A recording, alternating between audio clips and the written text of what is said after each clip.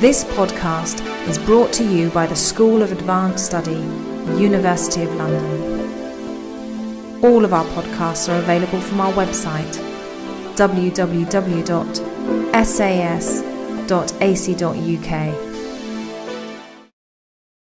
Very pleased to be back here again and have a chance to say both positive things and viciously negative things about Herman's thought-provoking book. So I want to start by saying nice things about the book so that when I stick the shiv into him later, it'll seem more credible.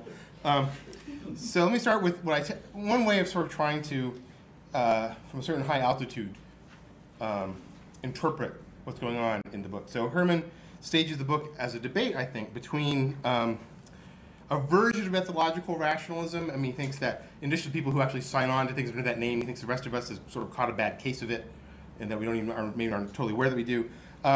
Which he sees as widely endorsed both by meta-philosophers who think that it's a good thing and those who think it's a bad thing, and where the intuitions that are appealed to can be characterized in terms of a distinct phenomenology and or the special epistemic rock status and or being sourced purely from our conceptual competences. So that's one picture of what philosophers do when we do the sorts of things that get called the method of cases or appeals to intuitions.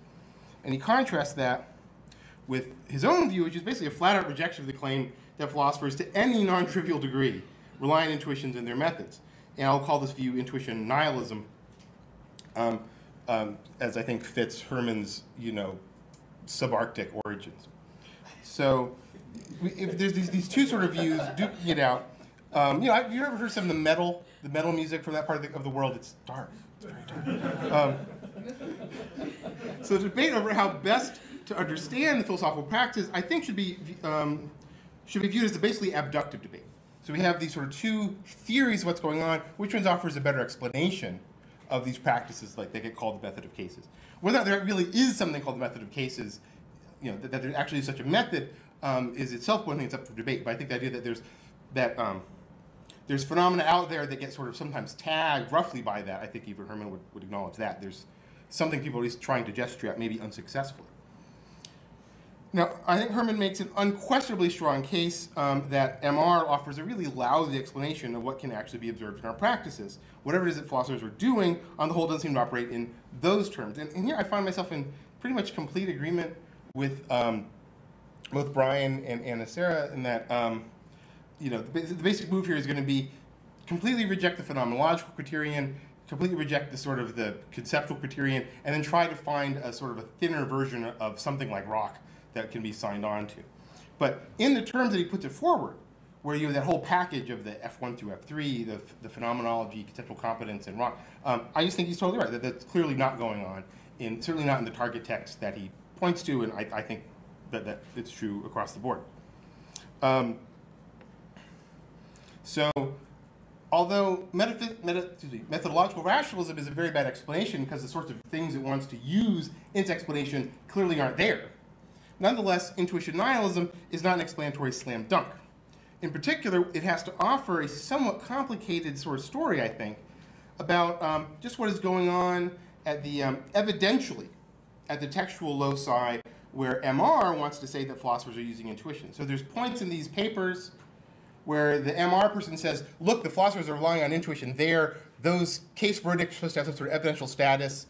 How on earth can they have that status, Herman, if it's not through the intuitions, what you can imagine his interlocutor saying. And it's not that he has nothing to say there. Indeed, he has two pretty clever strategies in trying to accommodate those. So in all the points where the methodological rationalist says there's intuitions there, there are two main things that we see Herman doing in the book. One of them is to say that actually there's an argument for it. You shouldn't think that this thing has to rest on some sort of funny mental state, but rather we can identify an argument in the text, and the claim is actually resting on the strength of that argument. So the argument's doing all the work, nothing about intuitions. The other thing that he does in cases where there's not necessarily an argument around is he relocates the evidential load out of the text and onto a shared extra-textual sort of pre-theoretic common ground, as he describes it. So it's not that it needs to rely on some sort of special mental state, but it's something that all the relevant parties are already committed to. And so there's no reason to explicitly state it in the paper, but it's something you can rely on because you expect the other party to already be committed to it. Now, both of these are very obviously things that really do happen in philosophy papers, and often they work totally fine and in ways that don't rely on intuitions at all. So neither of these strategies are ones that, in general, are things that it should be a problem for Herman to appeal to.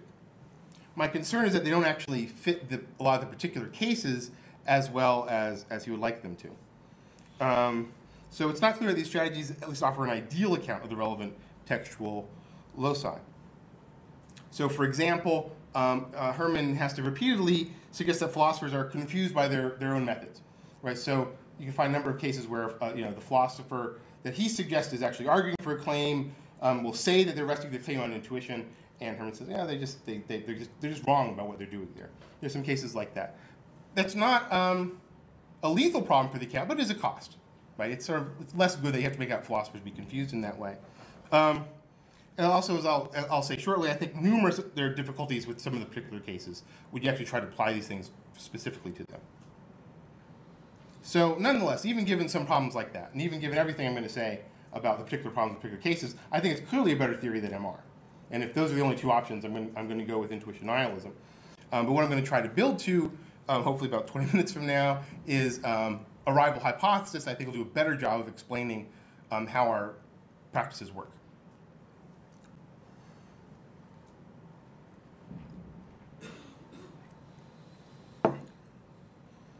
So, first of all, I want to articulate a status, an epistemic status that I think is not as harsh and brutal as rock is, and then thus is more likely to actually be found in literature.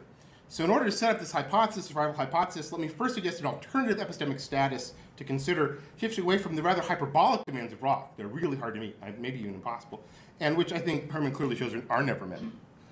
So I want to consider the sort of softer, more yielding, you might lie down on and take a picnic kind of status that I'll just call ground, which is being a non-inferentially justified default justifier. It's very similar to a formulation that Brian offered in his paper. Now,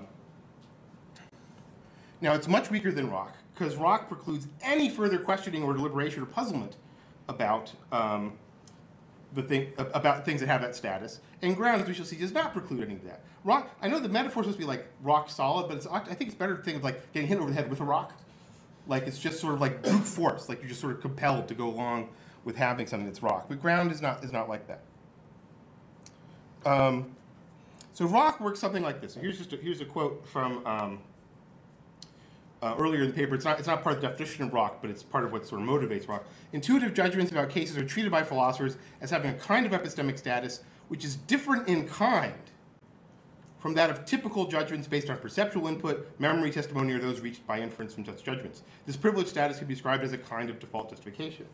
Now, I think this gets things, I mean, again, maybe there are some philosophers who have this in mind, but I want to defend something that wouldn't put it in those terms, but rather say that ground is not a different kind of status than is held by those propositions that are justified by perception, memory, or testimony. But it's in fact the exact same kind of status that those sources of evidence gain, at least depending on your views about testimony. I think perception and memory are pretty clear cases of this, and I'd be inclined against testimony, but I don't have any interest in fighting about that here.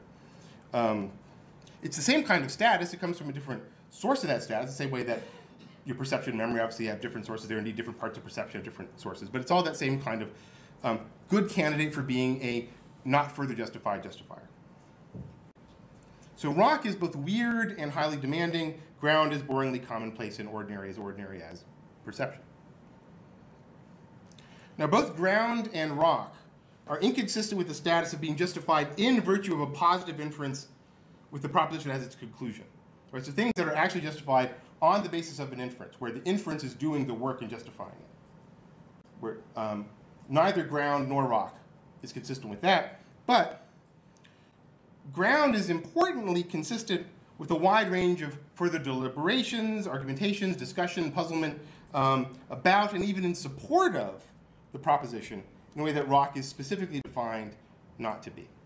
So, Herman is able to use as a sign of non-rockness that there's a fair amount of deliberation that goes on in the neighborhood of a proposition, and that's going to turn out to simply not be able to do any work to show that something isn't ground.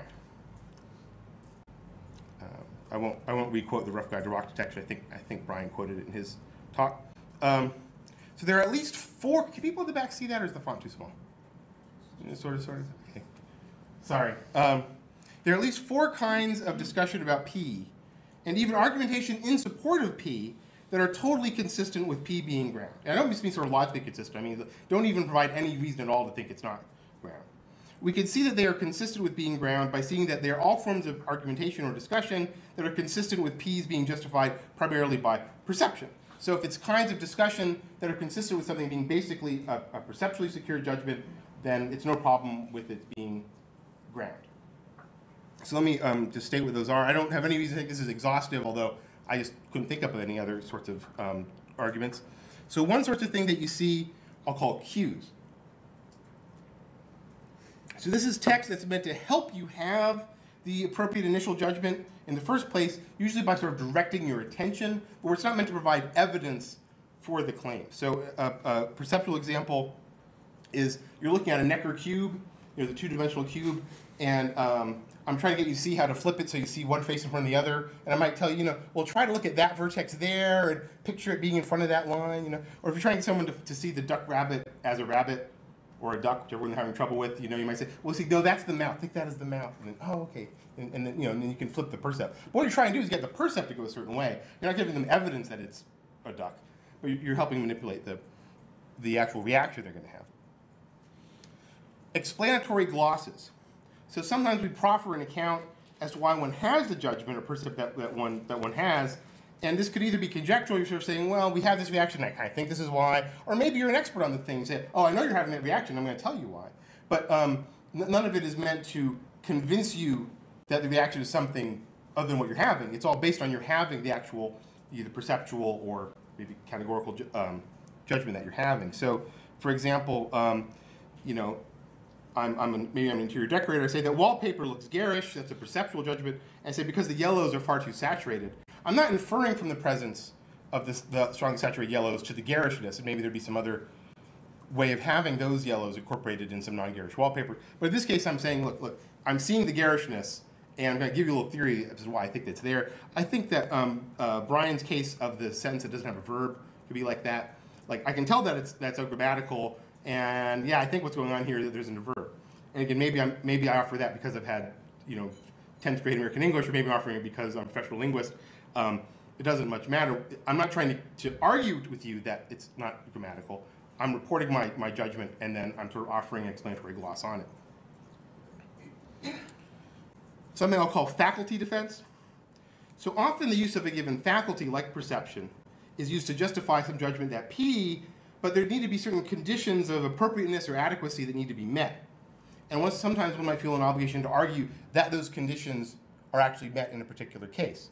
So with perception, it's things like pointing out that you made your observation in conditions of good illumination, or if it's maybe a somewhat sophisticated perceptual judgment, you maybe need to draw attention to the fact that you've had the relevant training. Say, well, look, I have a PhD in art history. I know a blue period Picasso when I see one, something like that.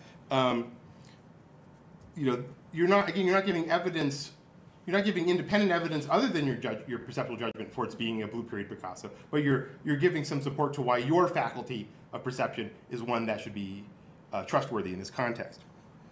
The fourth kind I'll call defeater countermeasures, anticipating and countering possible defeaters. So if something has the status of ground, it's giving some defeasible evidence for a claim, but if you think there are some obvious things some people might say to try to defeat it, you might go ahead in the context of a paper, try to anticipate those defeaters and head them off. So I don't know why this is the example I came up with, but say, no, really, I saw the dean running naked through the library the other day, and I know it was actually the dean and not his identical twin because I saw his distinctive right cheek tattoo. The University of Arizona, it's sort of cowboy country. We do things different out there. That's a given case. This is just relying on my perception of the dean, but you might think, well, maybe it wasn't the dean, maybe it was the identical twin. I'm anticipating you might say that because we both know about the dean's twin, and I'm trying to give you some reason why that defeater won't work to block my judgment that it was the dean that I saw. So these are all kinds of things you could see in the text that when you see them there, that gives you no reason at all to think that the argument, that the judgment does not have that ground status. Also, propositions being ground is consistent, and again, not just merely logically consistent, but totally unproblematized, with are being puzzled about it or hesitant about endorsing it. Right, so there's lots of cases where we are just not quite sure what we saw. It might be, might be that we weren't under totally ideal conditions for it. We might, there might be some ambiguity in the signal even, or it might be something that we see is just radically inconsistent with our background beliefs. Indeed, with perception, you can see something that you might think is literally impossible. So, like an M.C. Escher. I didn't mean for that to happen. Sorry. Can I get that back? This is one of those M.C. Escher infinite staircases, and if you had more than this is nice. It doesn't have enough of the speed property. You can't do it in 2 seconds apparently. I clearly set the wrong thing on the animation setting. Hopefully, most of you are familiar with those sort of infinite staircases. It's like literally impossible. So if you see, you can't say, "I saw an infinitely ascending staircase." They tell you and say like, "I saw this thing. It kind of looked like an infinitely ascending staircase. I don't know what's going on there." And so, with those sorts of things in mind, we can look at a lot of what Herman says in his case studies and see that what he suggests there against there being rock goes no distance at all to suggest they aren't actually ground. So here's Herman on Stu Cohen on lotteries. And one of the things that Herman suggests there is that, think about the lottery cases, the way Cohen writes about it, he's sort of puzzled by it because he senses there's a tension between our unwillingness to credit knowledge that one has lost a lottery, even when one has a vanishingly small chance of having won it, even though if you see them pull the numbers on the television and it's the numbers you didn't have, you'll say that you did. You'll say you didn't win, even though the odds of the television having gotten it wrong might be lower than the odds of your having won the lottery in the first place. So Cohen is trying to figure out how this can all be the case. So he reports things in sort of not a strong assertoric sort of way. So here's a quote from Herman about it. The claim that philosophers rely unquestioningly on default justified immediate reactions to these cases is simply unfounded. The moment the cases are presented, they are questioned, they are not endorsed, and they give rise to puzzlement. This response indicates that the rock feature is absent. And it does indicate that the rock feature is absent based on how the rock feature is defined, but it is totally consistent with it being ground. The same as you had if you saw some things that you couldn't, each individual thing that you saw, you couldn't together figure out a coherent story about it. Now, going through just some of the other cases very quickly, it has sort of, and this is a very schematic way how I would try to accommodate them to see how they're all ground, even though they're not rock. So he describes David Chalmers's zombie intuition, and there's a hell of a lot of machinery that gets put forward about positive conceivability and negative conceivability, and even subtypes of that. And Herman quite rightly points out that that's a huge amount of machinery that gets put forward in defense of it. If it's supposed to be rock, it isn't that.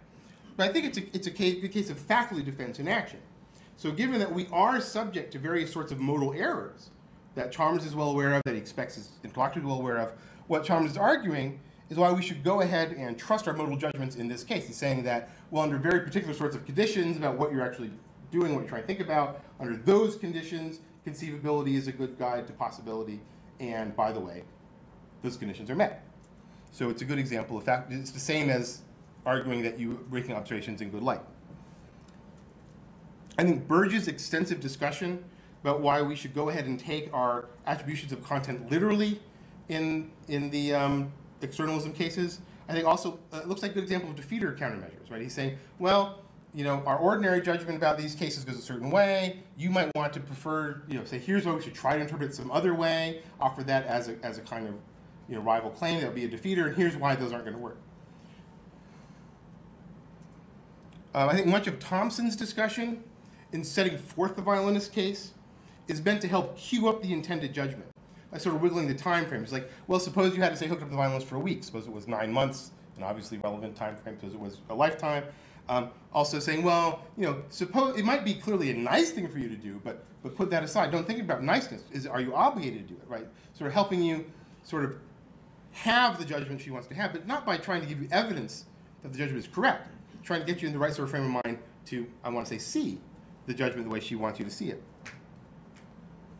I also think this is the best view of Gettier's no false lemmas argument lit in the original paper. I mean, some people say, look, I already had this argument, but it goes by very quickly.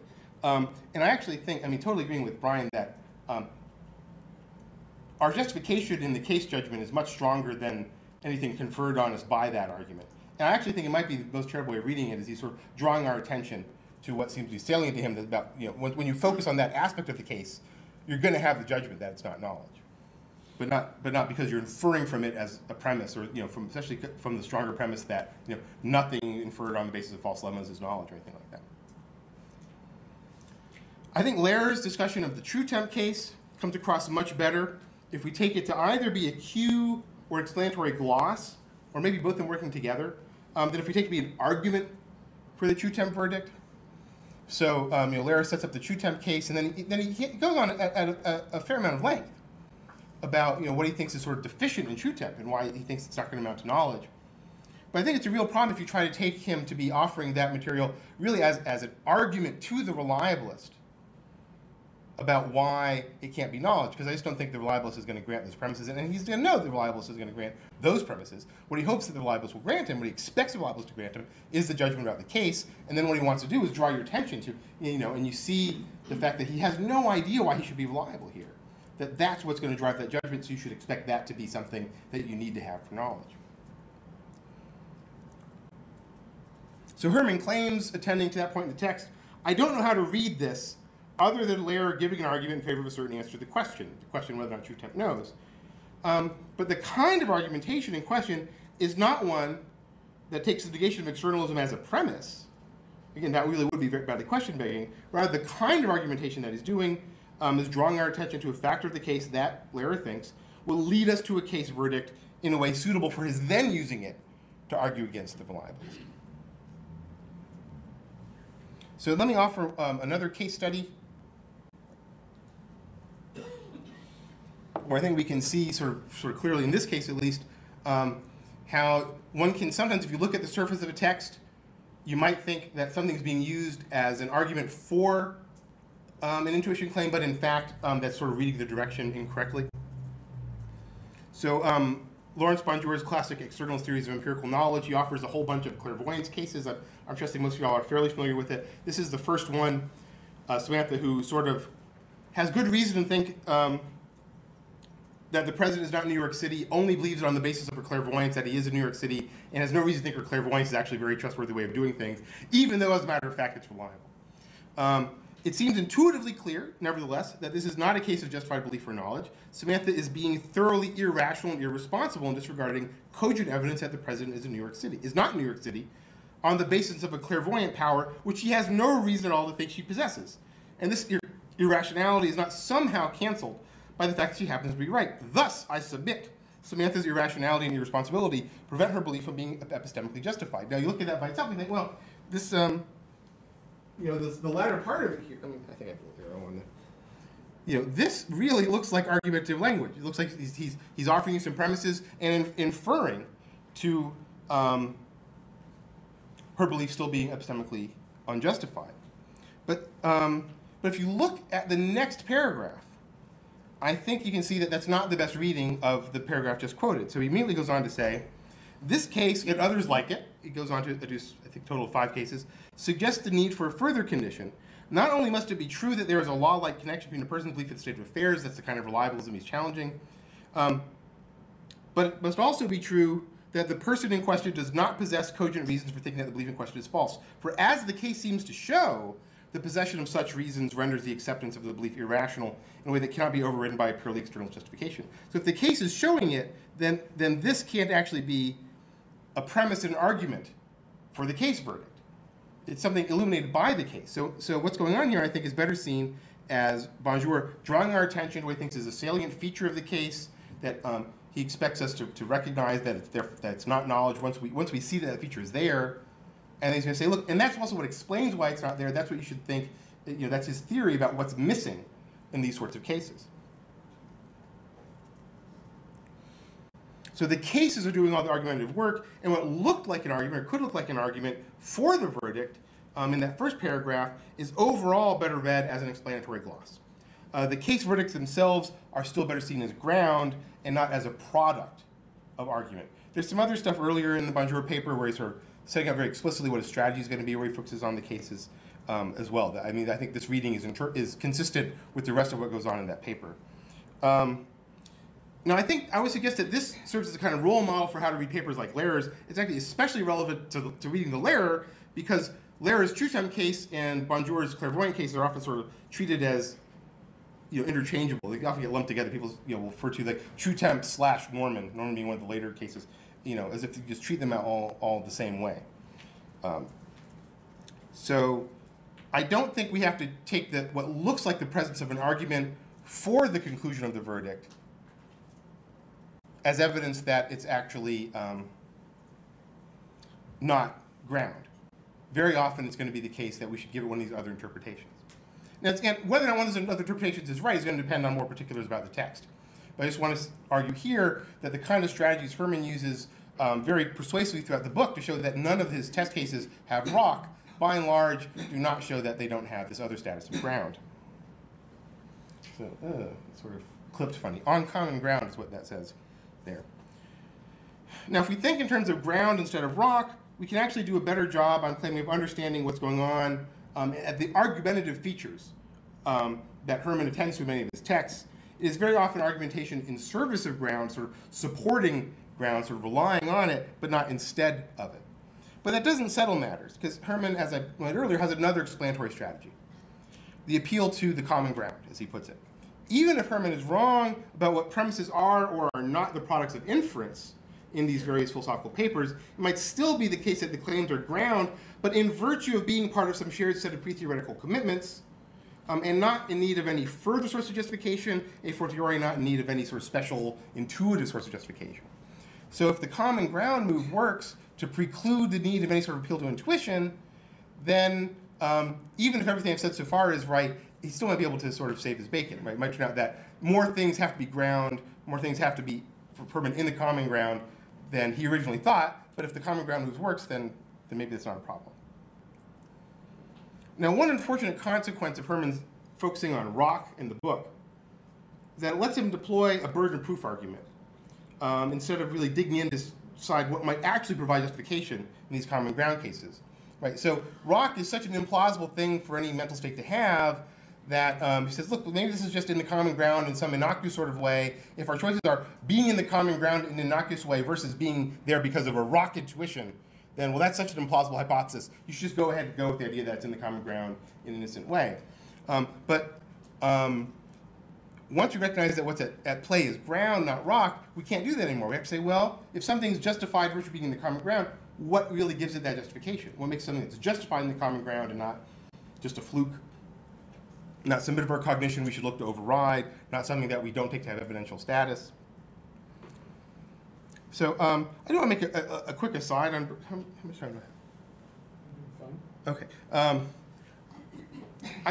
One thing I think it is unfortunate that he makes these burden of proof arguments, because I think this is a place in philosophy where there's just no reason to use them. I can think of two main reasons why you might make burden of proof type arguments. One is if at the end of some period of time you actually have to make some sort of take some sort of action based on your deliberations. And this is what happens in the legal system. You say, well, we need some sort of rule that says, based on however far we've gotten our evidence at that time, what are we going to do? Do we hang the person or let them off? And so you need a burden of proof there to sort of set some sort of threshold for different actions. Obviously, that's never relevant to philosophy. The other thing that you do, and I think why we see this lots of points in philosophy, is we sometimes don't have much evidence to go on for our views and for our rivals' views. And if the idea is that I don't have much evidence for my view, you don't have much evidence for your view, but you have the burden of proof, then I get to win. And similarly, you might try to put the burden of proof on me to sort of win by the same sort of terms.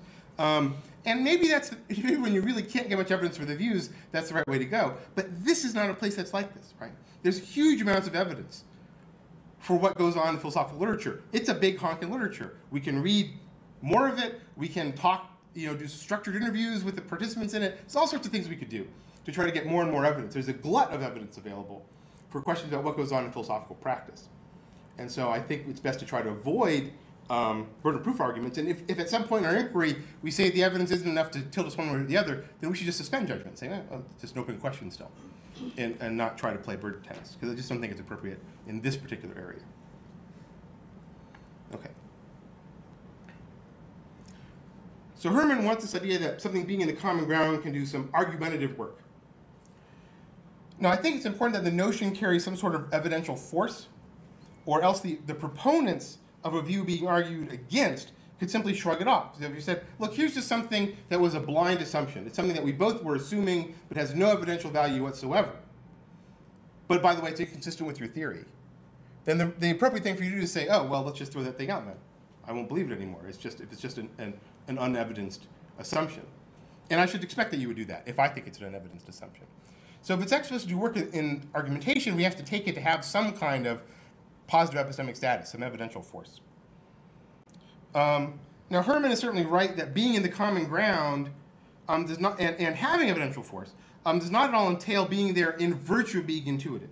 That's something he's very explicit on in the book. And very often we can get away without explicitly defending a common ground claim because it is something that's easily defended by generally available epistemic resources, and ones that are moreover known to be generally available. So, for example, sometimes those shared resources are very specific. So imagine that my sibling and I are trying to decide what to do for the Christmas celebration, and I know what Mom said to us about how she wants it to be. I know that he knows what Mom said to us about how she wants it to be, and we don't have to quote it again. We both already know it, and so that's in the shared background. So that's the case where we both share some specific piece of evidence. Very often it's not like that. Very often it's something that's highly diffuse. So I expect that all of us would grant, if I needed, as an example, that London is the capital of the UK, I wouldn't have to defend that claim. I could trust that everyone would have some justification, some very good justification for it, even though for all of us it might be very different. Presumably the particular sorts of experiences, the particular textbooks I read growing up that I was taught world history with, probably very different than the ones that people who grew up in this country were taught from. Nonetheless, we have reason to expect that we were all taught it somehow or other. And lots and lots of cases work like that. But the questions then arise for the test cases, for the kinds of cases in the literature that Herman focuses on. The violinist cases, the fake bar case, all the ones that Herman focuses on. What is it that provides this evidential force? What kind of evidential resources, shared or diffuse, are the authors expecting the readers to be able to draw on, indeed to have to draw on, in order to avoid the shrug, the, well, maybe I just shouldn't believe that thing anymore. The authors in these papers are expecting their opponents to not have that move available to them. And the question is, why should that move not be available to them?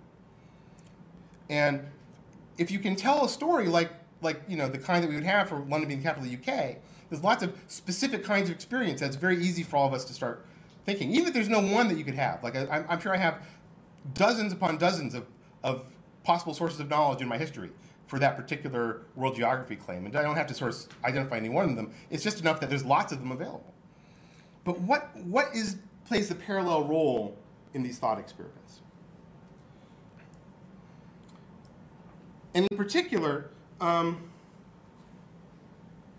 the story be told in a way that does not raise the concern that something like intuition really does need to be in the background here, right? So if you tell the story and you end up relying on, I mean, to use a term that Herman and I were thrashing about all through lunch, sort of like if it's just some opaque part of our cognition that we have no access to, but it just strikes us a certain way, then that starts to look a lot like some of the things that people want to call intuition. So even if the common ground doesn't entail being intuited, and it certainly doesn't, what can we say when there's just no other account available? So we can't tell any sort of story about sort of commonly expected to have perceptions or commonly expected to have source of testimony. We just sort of run out of the sort of stories to tell, and we start to need to tell a story in terms of our psychological reactions to the cases, and then it starts to look a lot like an intuition story. So how do we avoid that? And I think looking at some of the case studies in particular, we can see that the difficulties that arise in trying to specify what these certain, we can see the difficulties that arise in trying to specify what places certain claims into the common grounds if it's not something like intuition. We can see how those difficulties arise. So, for example, regarding Thompson's violinist case, Herman suggests at one point that the following is in the common ground. So, just to remind you about the violinist case, you imagine that you're the person who's hooked up with the violinist, and the hospital director comes and says, "Look, I'm sorry, the violinist is a person. People have an inviolable life, so we have to keep you hooked up." And Herman says it's going to be in the common ground that you, the reader, would think that the director's argument is outrageous. It's a very bad argument. And Herman wants to focus on the idea that it's the argument that you're going to be reacting to, and not the particular application of it to this case. But other than being directed at the violinist case, as opposed to abortion, the hospital director's argument just is the target argument, the argument that Thompson is trying to refute, based on the unviolability of a person's right to life. So it's hard to see what could be the shared basis here, such that a pro-lifer, independent of already having a judgment of the violinist case, would take themselves to have good reason to find that argument to be outrageous. It's just hard to know what that could be. What seems to me a better theory of what's going on, what seems to be doing the work, is that Thompson needs the case verdict itself to be ground. It's something that can already be there to serve some discriminatory role, but not on the basis of any other sort of shared material. They just don't know what that could be. And then they'd have the means to reject the director's argument, because you can see that, well, the argument must be unsound because it leads to this bad conclusion. And from there, by the much disputed analogy to the argument, to refuting the argument against abortion. So I think we can understand what Thompson's doing better if we say, well, she takes herself to have a right to just treat that claim as ground. That, you know, it's just not an obligation there for you to stay hooked up, despite the argument of the director. And if we have to try to appeal to some other set of shared resources beyond that judgment itself, I just don't know what those could be. Now, turning to Goldman's fake barn case is another thing that Herman tries to accommodate by being in the common ground. Again, I'm hard-pressed to see what the source of the common ground is supposed to be. We don't make a lot of judgments about fake barn-type cases in our ordinary lives. You know, so I know what story I can tell about how I can expect you guys to already know the capital of the UK is London, how you would expect me to have that. I know what kind of story we could tell about how we could all expect President Obama to know he's born in the United States, an example of Herman's. Right? There's lots of very specific kinds of experiences that would convey that information that we could expect the president to have had. But I just don't know how to even begin telling such a story here about things like the fake barn cases. Now, we might contrast that usefully with the lottery cases, where we actually do have lots of cases of having observed other people, and maybe even in ourselves, having already formed judgments about lottery cases. You know, there's that famous billboard from New York Lottery that says, hey, you never know, as part of advertising for why you should play the lottery. You know, so you know, maybe for Cohen, there at least is a story to be told about having observed lots of particular attributions. I think even better, if you want, in terms of attributing to the author themselves, the way that DeRose tries to justify his bait cases, about, you know, when the stakes change, what, you know, it looks like our willingness to attribute knowledge can change with it. When he, you know, explicitly defends things in ordinary language terms, he thinks that you could actually find specific cases in your own history where you could feel the sort of the tug of this working the right sort of way. So it's not that you can never tell these sorts of stories about anything that people want to justify, ever want to claim that you should justify in terms of intuitions. There might be some cases that could work in a way friendly to Herman, but there's lots of cases where that's just not going to be so. At least, again, I just don't know how to tell that story. So we see that there are some phenomena that the intuition nihilist just does not have a particularly good account of.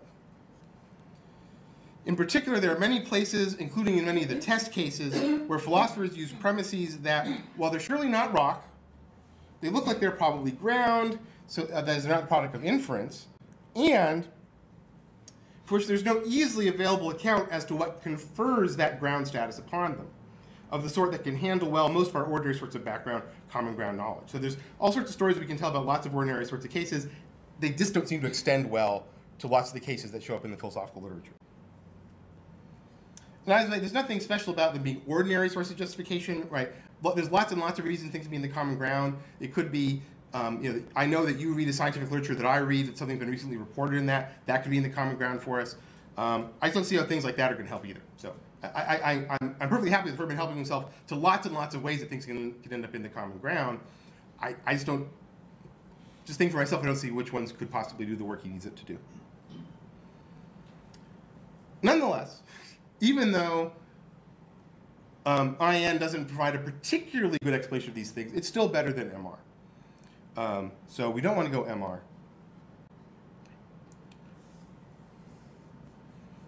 I think there's something right about both of the views, a little bit though. So over and over again with the test cases, as Herman argues, we find claims put forward that lack any evidence of the special glowy phenomenology and or conceptual competence sort. We just don't see marks of that in lots and lots of the cases that he describes. And so I think that's something he gets totally right.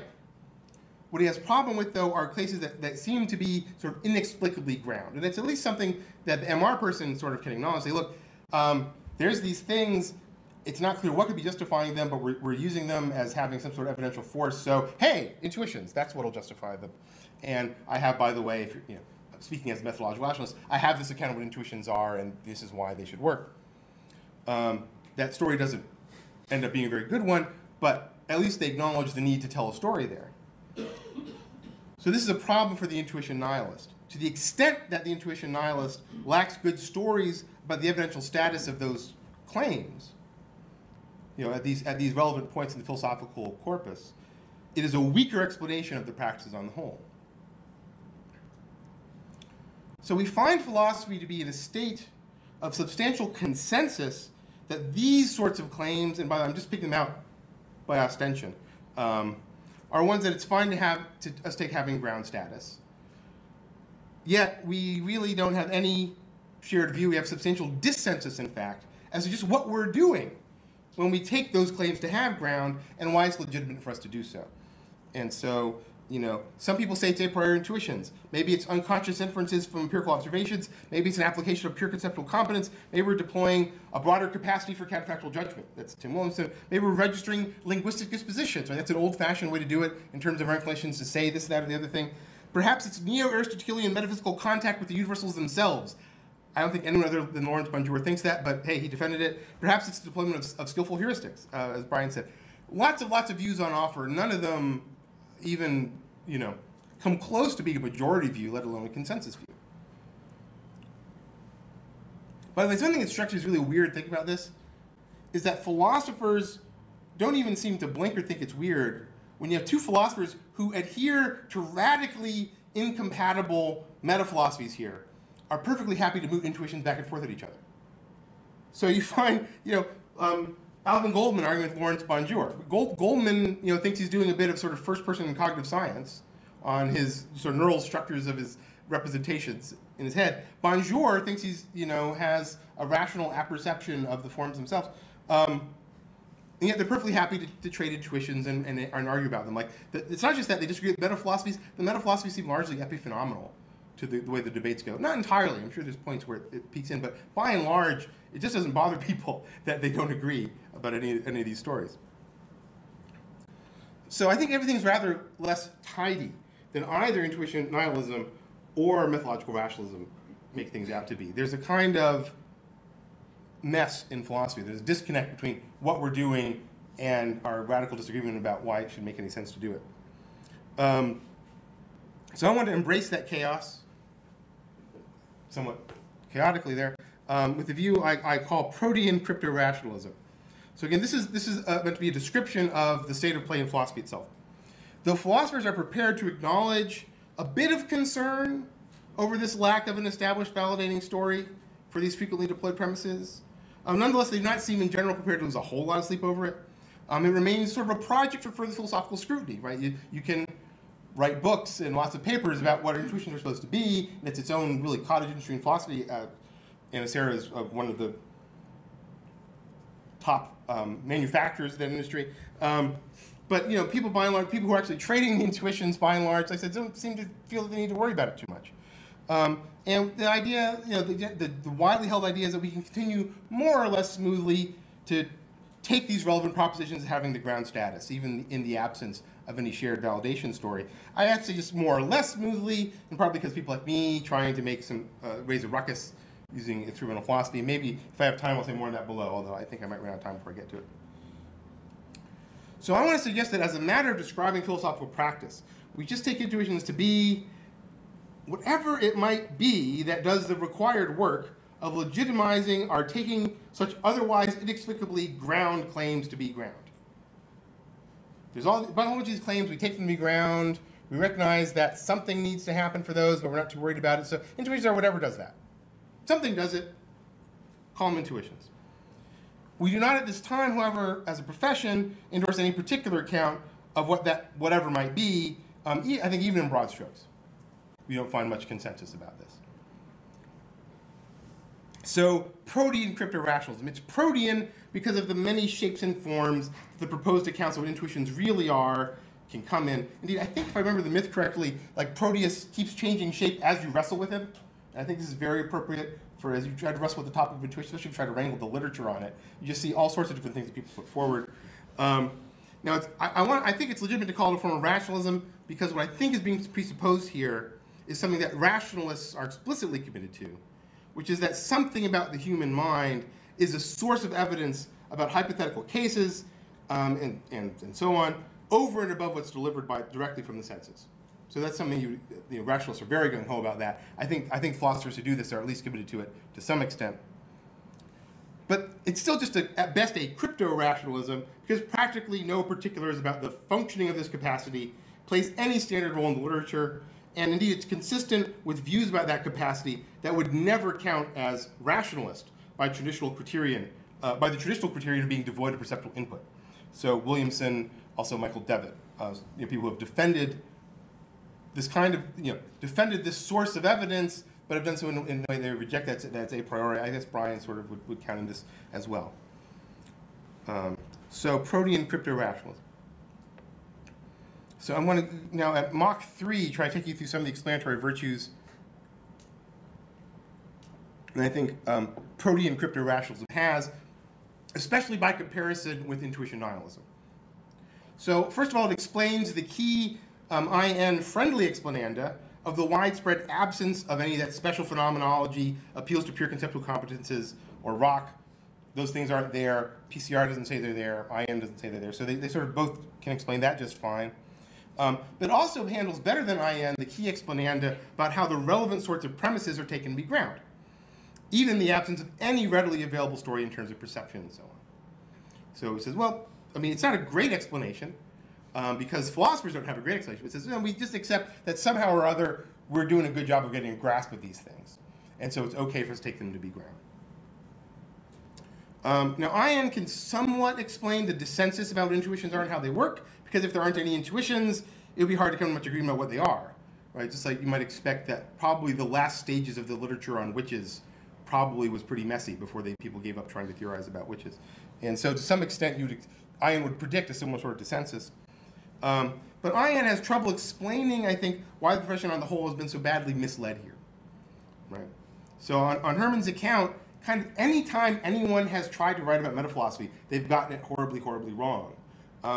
And that is not a great thing to have to be committed to, and he doesn't have much of an explanation about why it is that we get so confused by it. Why haven't more people noticed that they don't need to offer any sort of messy validation story, but instead that they have whatever these other arguments are, whatever it is that on Herman's account makes these things acceptable to appeal to at the common ground? Why haven't more philosophers said, oh, I'm just doing it that way?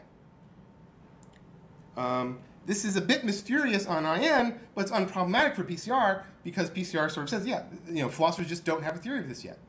They recognize they have an obligation to tell a story here, and no one's been able to think of a good story yet, or at least good enough to command universal assent. PCR also makes sense of why attempts at specifying intuitions are so often done, are largely in negative terms. So things like, well, they're not based on perception, they're not the result of inference. Well, the evidential rule itself is fixed in largely negative terms, right? The things that we know how to tell nice justification stories for, we don't call those intuitions. Intuitions is kind of the leftover evidential role when we can't tell any of the stories that we're used to being able to tell about lots of other things. So it's kind of the negative space left from all the other epistemic resources that we know how, why to trust them, but for which we still don't have a good story for. So it makes sense that we should primarily try to define it when we do try to define it in largely negative terms. PCR also does a better job of explaining the central importance of the cases in philosophical disputes, and in the discussion about how those disputes go. I noticed Brian said at one point in his talk, we seem to focus on cases more than in earlier philosophical periods. So if intuitions about cases don't play a strong role in literature, why is there so much attention placed on them? So if, for example, if Herman's articulation of the true temp case and the violinist case are correct, that they're based on other sorts of arguments, it's just kind of mysterious why Lehrer and Thompson didn't use those arguments directly to refute the views they were attacking. Why did they detour through these cases, indeed these rather odd cases, when the premises that Herman credits to them are pretty much enough to sort of refute their opponents directly? And so this is just left somewhat mysterious. Whereas if you think that the cases are kind of the place where the cognitive rubber meets the epistemic road, then you have a theory for why those would be the sorts of things that people would rest a lot of their arguments on. It's also unclear why, according to intuition nihilism, it should be the case that we so often celebrate and transmit the cases themselves from these classic articles, even while simplifying or just flat out leaving out, forgetting that they even existed, the putative arguments on behalf of those cases. You know, if you, the thing that people like to think they get remembered, the things that get written about and sort of transmitted, tend to be the cases themselves. And the things that on Herman's sort of close and look at these texts, where he says, well, this thing over here, that's what's really doing the work, not the case itself. For some reason, everyone forgets that. And again, this is just somewhat mysterious why people get this so wrong on Herman's lights. Now, I should note that Herman does know that those who go on to talk about the cases later on in the literature often distort what was originally going on in the texts. He does that in point where he's trying to say why we should focus on the original text. But that widespread distortion would itself be an explanandum. Right? Why is it that the things get distorted that way and they're not the other way? Right? It could have been if these arguments in support of the case are what's doing all the work, then why don't the cases get forgotten and the arguments get preserved? That's something that would need explaining. It's also a sign that at least the later philosophers were doing something different than what Herman takes the classic authors to be doing. Right? So suppose it's the correct interpretation of Lehrer that he really was giving an argument for the verdict in the True-Temp case. The fact that everyone else who's written about it doesn't take him doing that argument seems to be a sign that those other philosophers at least thought that the cases were the thing that were driving the argument. And so if those people are part of who we tried to theorize about, then it's evidence that they're doing something that's resting on the cases and not on the argument. And it might be that as a normative matter, one should say, well, they should go back and do it the way Lehrer did. That might be the case. But if we're just trying to describe what's going on in the practice, it looks like, by and large, people don't think those arguments were particularly worth preserving. Protean Crypto-Rationalism also does a better job of explaining a lot of the back and forth in literature that you see about the cases, the particular shape that back and forth will take. So one is faced with an unwanted case verdict. Right? So you've got a theory, someone else has a case that your theory doesn't obviously do a good job with. It's generally unacceptable to simply dismiss it. You say, well, that was in the common background, but I guess it just wasn't true, right? You never see that. It's very rare, at least. Now, you might suggest that to spoils for the Victor case. It's an odd enough case, sort of an esoteric enough case, or intuition is weak enough that just whoever has the overall better theory should get the case. You might explain why this is an appropriate spot for biting the bullet. Say, look, it's a cost for my theory. I acknowledge it's a cost for my theory, but I just have enough other explanatory virtues that it's okay for me to take this one blow. So those are things that you see people do, but they accept that there's some sort of burden placed on them by this case judgment going the wrong way for them. What you pretty much never see is anyone sort of rewinding the case back to some sort of putative argument or some sort of whatever was supposed to secure it off stage in the common ground and say, oh, let's challenge that. You just don't see that happen. To try to undermine some sort of argument for the case. You see people worrying about the impact the case has on their view. So for example, reliabilists felt compelled to reply to the True-Temp case. Right? So you saw people trying to explain how reliabilism can capture the intuition that True-Temp doesn't know. There's papers trying to do that. Even though the putative premises in its defense, that as Herman constructs it, were simply not ones that they would endorse in the first place. PCR can explain this. Says, well, these are the kinds of claims we're taking to have ground. So even the proponents of reliabilism would take the True-Temp case to have ground for them, even though it's not a view that they would like. Relatedly, PCR can explain why philosophers so often engage in something they're inclined to call explaining away an intuition. Now, Herman does have a short discussion of that in chapter 5 of the book, but he doesn't offer much of a positive story there. It's very deflationary. Basically, he says, well, if what you're doing is pointing out a fallacy other guy made, that's great. If what you're doing is sort of a piece of rhetoric to help overcome a psychological block they might have had, that's great. But none of that really looks like what most people who say they're explaining away an intuition, doesn't look like what they take themselves to be doing. Now, PCR offers a very good explanation, both of the appeal of this argumentative practice of explaining away intuitions, and why it actually generally doesn't seem to work that well, at least for changing anyone's mind. So on the one hand, it's appealing. Why is it appealing? Because when one's theory is inconsistent with P, and P has that ground status, then you may want to offer some defeaters for P in order for it to break that ground status so it's no longer a problem for you. So if you can tell some sort of explaining away story, that's a way of removing that evidential force from P. So if you take it, you have to take it to originally have that evidential force to leave wanting to look to get rid of it. It's very similar to what you might do if someone claims to have seen something that you'd rather that they didn't count as having seen. You know, if you have some way of saying, well, you know, I had laced your orange juice with LSD that morning, so you probably didn't really see the dean running naked through the hall. Something like that, right? That's the kind of story you might look to tell. It's very, very similar. One way, the overall moral of the story is when you're trying to think about intuition, the way that it seems to work, the kind of status it has, you can use perception as a pretty good role model in terms of what kinds of argumentation is consistent with it being intuitive and what kind of argumentation really precludes it counting as intuitive. On the other hand, so why do people want to do it? Because it will help your argument if you can sort of defeat, apparently, things that are consistent with it. It doesn't work, though, precisely because there's not much consensus on how the intuitive capacities themselves work, so it's very hard to offer a convincing psychological debunking count of some particular intuition. Usually it's just a kind of, well, maybe this is the mechanism that's driving that intuition, and if that happens to be the right mechanism, then we could see that it might not be reliable here. And of course, no one's ever persuaded by that because it's too easy for the other guy to say, yeah, but that's probably not the mechanism. So it's almost never fully persuasive. It does seem to work reasonable on defense because you take yourself to have a reason why you don't have to give in to the other intuition. And that's my read on what usually happens in these explain away intuitions things, is people are able to dig in using them, but they never change anyone else's mind. So I have some quick stuff on centrality and X-Phi. I guess I'll try to go through the slides. Just say it real quick because I think I'm over time. So centrality comes out to be half right and half wrong on my view. The half right is that there is this sort of widely embraced evidential role that often gets tagged with the term intuition. I don't know if, widely embraced, I think, is all that centrality needs. It doesn't need to be sort of constitutive of philosophy or distinctive of philosophy. Just, a bunch of philosophers do it, I think, is all you kind of really need for centrality. So the role has centrality, but no particular candidate for the filler has that, rises to that status. And so intuition nihilism might still be right about that. And indeed, it might turn out that nothing can fill that status. So this is a theory, if this is a theory about a kind of functional role, it might turn out that that functional role is not actually successfully filled by anything. So even if I'm right and intuition nihilism is wrong, a kind of intuition eliminativism might still be a correct view.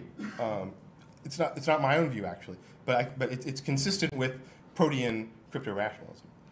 Finally, experimental philosophy. Why is it still relevant? It should be no surprise that on my construction of the philosophical literature, experimental philosophy turns out to be very relevant to it.